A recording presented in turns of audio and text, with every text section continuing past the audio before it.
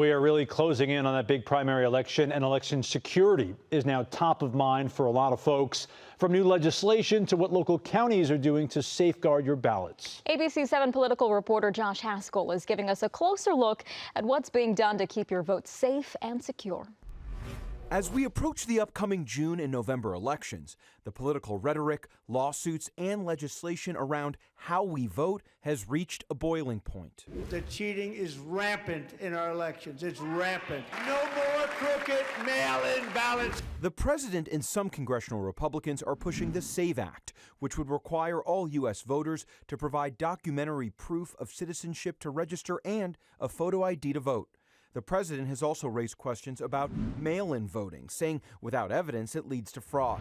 Even the Supreme Court is poised to rule on whether mail-in ballots can be counted if they're postmarked by and then received within 5 business days of Election Day.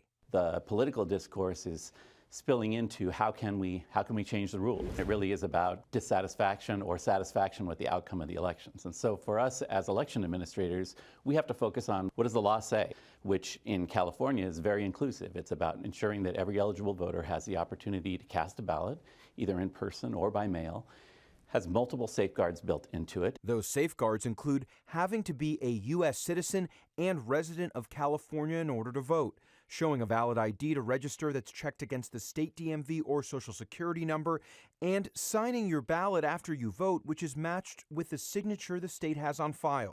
California Senator Alex Padilla says the SAVE Act would disenfranchise millions of eligible American citizens. If you're a woman who changed her name when she got married, good luck trying to meet the documentary requirements to be able to exercise your right to vote. Padilla says he fears we could see ICE raids at polling places, even though that type of voter intimidation is against the law, which is why election workers like these in Orange County have to go through hours of training, which includes de-escalation.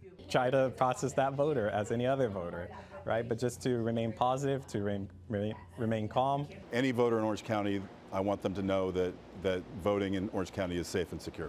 Although the Registrar of Voters in Riverside County says the same, Riverside County Sheriff Chad Bianco, who is also running for California governor, took the unprecedented action 1 month ago of seizing more than 500,000 ballots from the 2025 Prop 50 special election.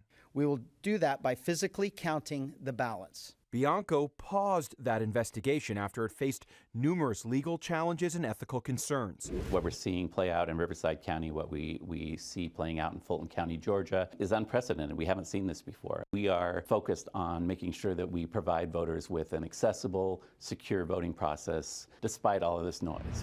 Election officials say although voters who vote by mail have a month to send in their ballots, many wait until Election Day to make a decision, which is why that Supreme Court ruling on mail-in voting, which could come this summer, may impact the November election.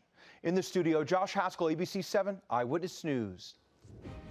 As the race for LA mayor intensifies, we're talking with the top 5 candidates. All next week, political reporter Josh Haskell will sit down for live, in-depth interviews. Join us all next week at 8 a.m. wherever you stream ABC 7 Los Angeles. We'll also continue the coverage of each candidate every day on Eyewitness News at 4.